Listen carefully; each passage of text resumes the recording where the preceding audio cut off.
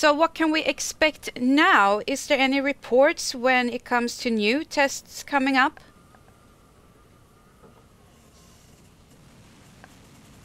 No, not at this point. Certainly for months we had watched and waited to see, with many agreeing that it was just a matter of time when North Korea would pull off this sixth nuclear test. We can remind people that we've seen a rapid acceleration of their nuclear and missile program.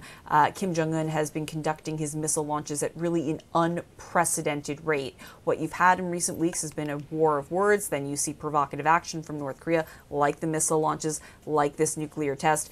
You see condemnation from international leaders in response. You see calls for stricter sanctions, but you also see some sort of military shows of strength. Every time you get an action like this from North Korea, you're quick to see the U.S. and its allies trying to flex their military muscle. I mentioned that it was just a couple of days ago that we saw these exercises with the U.S., South Korea, and Japan flying those B-1B bombers accompanied by fighter jets over the Korean peninsula. So certainly it wouldn't be outside of the range of speculation that you could see another military show of strength from the U.S. Question how North Korea could counter that, but certainly it does seem clear from the U.S. administration that they are, at this point, pushing for not only the enforcement of the sanctions that have already been approved by the United Nations Security Council, but they're also looking at what additional sanctions could be levied. Again, I go back to the point that's been made by President Trump, this threat that was made on Twitter about the possibility of the U.S. cutting off trade with those doing business with North Korea. We understand that the U.S.